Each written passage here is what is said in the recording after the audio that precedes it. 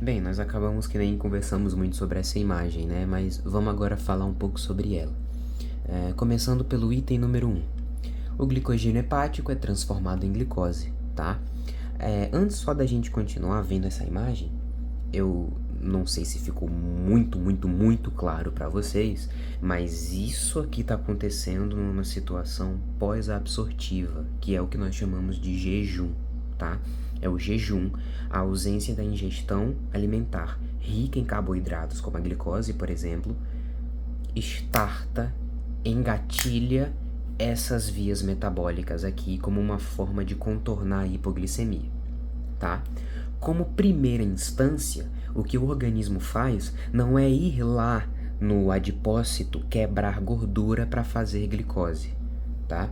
Apesar de que esses mecanismos de gliconeogênese acontecem simultaneamente à glicogenólise, tá?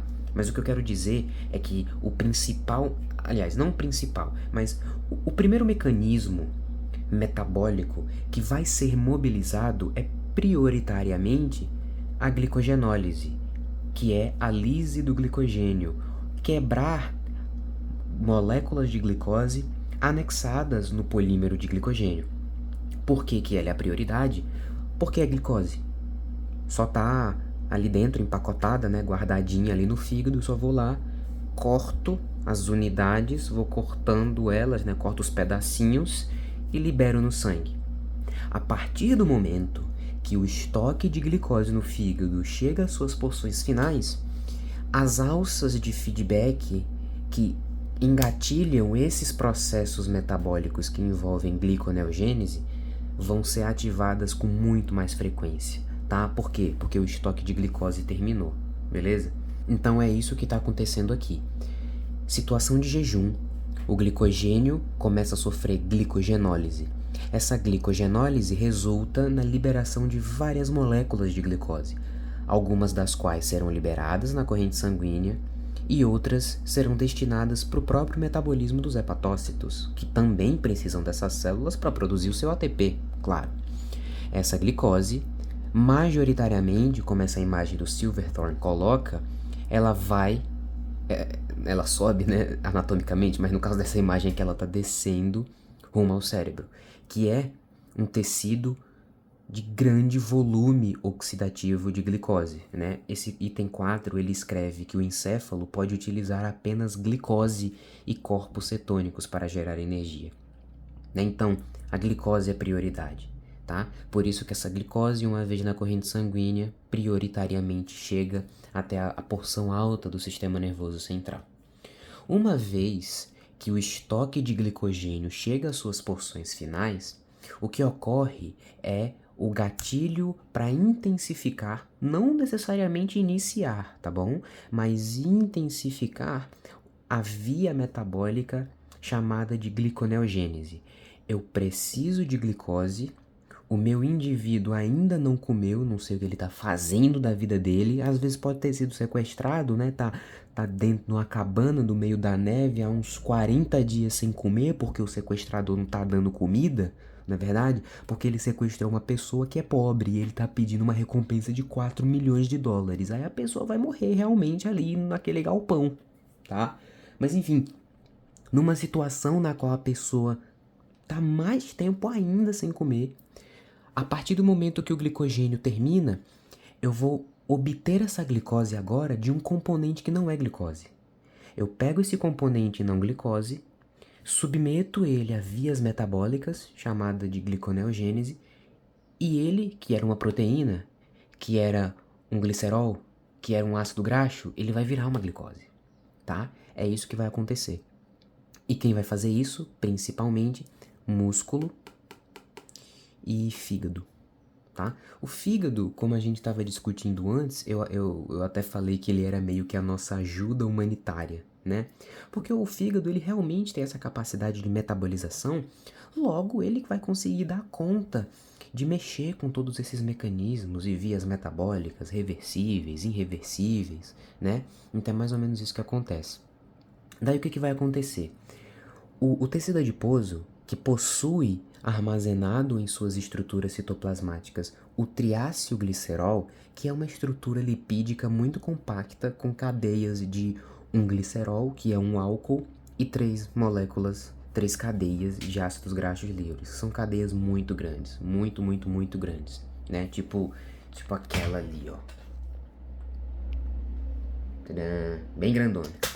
E o que vai acontecer é que esse adipócito, que é uma célula que armazena prioritariamente gordura, ele vai promover a lise desse triacilglicerol por meio de lipases, tá? Lipases como nós conhecemos e já vimos anteriormente.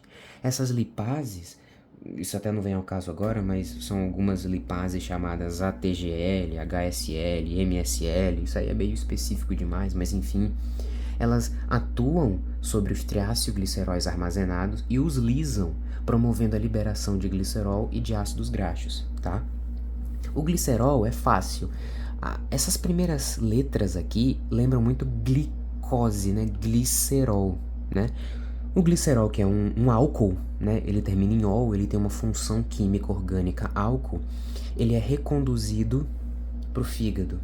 Lá ele vai passar por um processo de transformação, ele perde a função álcool dele, ele perde, né, esse OH, essa função álcool, ele vai ganhar mais carbonos, um negócio químico muito louco lá, meio endiabrado até num livro de bioquímica aí desses da vida que eu achei, mas para no final das contas ele ser convertido em glicose. Enquanto que os ácidos graxos livres, eles podem ser feitos também como energia, tanto aqui, ó, no músculo, como em outras regiões do próprio fígado. Olha só, ácidos graxos livres, tá? Por um processo que nós chamamos de beta-oxidação. Essa beta-oxidação também acaba contribuindo para a formação dos corpos cetônicos que nós vamos ver, tá? E por fim, faltou falar dessa última imagem aqui, que é um desenho de músculo esquelético, para dizer que o músculo esquelético também tem uma função muito importante. Lembra quando nós falamos sobre, durante a glicogênese, duas porções se destacavam por armazenarem glicose? Uma que era o fígado e outra que era o músculo, mas lembra também que nós discutimos que eles utilizam essa reserva de glicose de formas diferentes? O fígado, quando ele armazena a glicose e ele vai quebrar o glicogênio para usar aquela glicose que ele armazenou, ele quebra essa glicose da molécula de glicogênio e libera ela na corrente sanguínea. Enquanto que o músculo ele não faz isso. Apesar dele ter a capacidade que o fígado tem de guardar glicogênio, o que acontece é que quando esse glicogênio é quebrado, né, pela glicogênio fosforilase, essa glicose ela não consegue sair das células musculares porque elas não têm um transportador de glicose 6-fosfato, tá? Então, a glicose vinda desse glicogênio é usada pelas próprias células musculares. Então, elas meio que são mais egoístas, entendem? Elas guardam glicogênio só para elas usarem, tá? E isso é muito importante, né? Porque o próprio músculo ele tem uma reserva, né, para ele usar. A todo momento a gente está fazendo contração muscular, mesmo em repouso, tá? A gente tem um reflexo, né? A gente viu isso em percepção, a gente tem um reflexo completamente inato, que é um reflexo daqueles proprioceptores que ficam nos nossos músculos, que enviam sinais tônicos constantes lá para o encéfalo, para eles manterem um certo grau de contração muscular, né? Quando a gente está em repouso, ainda que a gente esteja dormindo, nem todos os músculos do nosso corpo estão relaxados, né? Existe um tônus muscular ali acontecendo, tá? Outra coisa que vai acontecer também nos músculos, né, já que a gente sempre fala de músculo e associa isso à proteína, é que em situações muito mais avançadas, nas quais, por exemplo, após o estoque de glicogênio do fígado acabar e o estoque de gordura também está nas suas porções mais intensamente oxidativas, como uma terceira instância, o corpo vai mobilizar, além de lipídio, proteína para fazer glicose. E não que com o lipídio seja ruim. Aliás, não que com lipídio... eu falei certo, tá bom, ok. Não que com lipídio seja ruim, Mas o lipídio, aqui entre nós, ele já foi guardado para essa intenção. A proteína, não. A proteína, ela existe ali para cumprir o papel dela, né? Ajudar na síntese de alguns fatores. E ela é muito importante quando se trata em músculo, né? Principalmente porque ela confere ao músculo toda a característica qualitativa dele, né? De flexibilidade, de estabilidade da sua estrutura, do seu funcionamento, da sua fisiologia. Então, num momento no qual esse estoque aqui está chegando em porções um pouco preocupantes, proteína também vai ser desviada do seu curso natural para produzir glicose. Como a gente faz isso? É um processo chamado de desaminação, né? Então a proteína, ela é lisada, ela é transformada em aminoácidos, né? Que são porções menores de proteínas, e esses aminoácidos são reconduzidos a uma gliconeogênese que vai promover um processo de desaminação. O aminoácido, ele não tem um grupo amina, então essa desaminação tira o grupo amina dele e começa a acrescentar uns carbonozinhos, a acrescentar uns elétrons, uns hidrogênios, até amarra tudo com durex e faz a glicose. Entende? Por isso que normalmente pessoas que têm situações de jejum gravíssimas, fome extrema, fome severa, situações horrivelmente de nutrição baixíssima, elas são meio magras, braços muito finos, né? E pouca gordura corporal. Isso porque esse estoque aqui está sendo mobilizado e o músculo também está sendo mobilizado. Tá tendo muita proteólise no músculo, né? Lise de proteína, proteólise. E aí o músculo murcha, né? Aquelas fotos terríveis que a gente vê de alguns países em guerra, países do continente africano que sofrem com seca, com fome, a níveis severíssimos. A gente vê, infelizmente, pessoas em situações que são explicadas por esse mecanismo aqui, no qual estão em jejum prolongado há muito tempo e o corpo, ele tá literalmente se digerindo para continuar vivo. Olha que coisa pesada, rapaziada. E é isso que acontece em situações de jejum. Agora a gente vai ver com mais detalhes como que esse processo ocorre. Então a gente conversou sobre como a primeira instância que o corpo vai utilizar, antes de mais nada, é o estoque de glicogênio que já existe, tá? Para isso, os mecanismos que vão ocorrer para liberar essa glicose, que está ligada a várias outras moléculas de glicose, envolve, obviamente, enzimas, tá? Então, como nós mencionamos anteriormente, o glicogênio ele está guardado principalmente em duas estruturas, fígado e músculo, tá? O que acontece? Aqui nós temos uma membrana celular, né, de uma célula, show, que é o hepatócito ou uma célula muscular esquelética. E o que vai acontecer? Esse glicogênio que está aqui guardado, ele vai sofrer a ação da glicogênio fosforilase, certo? Essa glicogênio fosforilase é uma enzima que está presente na porção citosólica mesmo do hepatócito, da célula muscular lisa. E o que ela vai fazer? Vamos se guiar pelo nome de novo. Ela é uma glicogênio fosforilase. O que ela vai fazer, enquanto enzima, é justamente fosforilar. Ela vai acrescentar um grupo fosfato àquela glicose, né? Então, o glicogênio, ele vai ser quebrado, ele vai ser, destacado, né? Uma glicose vai ser separada da molécula de glicogênio por meio de enzimas, né? Como a própria glicogênio fosforilase, a enzima desramificadora, que são enzimas que atuam no processo reverso, né, de desacoplamento da molécula de glicose, do glicogênio. E o que ele vai fazer? Essa glicogênio fosforilase, uma vez que essa glicose sai do polímero de glicogênio, ela recebe um fosfato, se tornando glicose e um fosfato.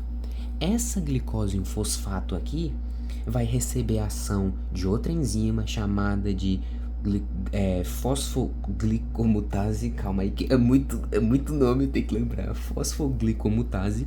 E essa fosfoglicomutase, ela é uma fosfoglicomutase, ela muda o fosfato de lugar na glicose, é uma fosfoglicomutase, enviando ele para o carbono 6 da glicose. Logo, esse novo composto é a glicose 6-fosfato. Se vocês se lembrarem bem dos últimos vídeos, enquanto nós estávamos falando sobre glicólise e a via glicolítica, a glicose 6-fosfato é um intermediário da glicólise. Ou seja, daqui ela pode ter dois caminhos possíveis. Ela vai continuar se transformando em frutose 6-fosfato, fosfanol piruvato, ou seja, glicólise, ou o que vai acontecer no hepatócito, que é no fígado, ela vai receber a ação de uma enzima fosfatase. Essa enzima fosfatase retira esse fosfato do carbono 6, logo quem sobra? Glicose. E essa glicose cai no sangue e vai ser usada pelo metabolismo celular, tá? Isso é o que acontece no hepatócito, que tem a capacidade de transformar essa glicose 6-fosfato aqui numa glicose livre. Quem faz esse processo é uma fosfatase chamada de glicose 6-fosfatase, porque ela tira o fosfato do carbono 6 da glicose e libera a glicose no sangue. No músculo isso não vai acontecer. O músculo não tem essa fosfatase aqui. Logo, essa glicose 6-fosfato não pode ter esse fosfato arrancado e não pode se transformar em glicose livre, que vai lá para o sangue, para ir para o metabolismo como um todo. Essa glicose 6-fosfato só pode seguir um caminho viável, que é a glicólise. Ela não pode sair daqui porque não existe a fosfatase que tira esse fosfato. Ela não segue essa via. No músculo, tá? No músculo esquelético. Ela só segue a via glicolítica. Por isso que o músculo, a gente costuma dizer que o músculo armazena glicogênio e só usa para ele. É o egoísmo, né? O nome disso é egoísmo, tá bom? Nós sabemos disso.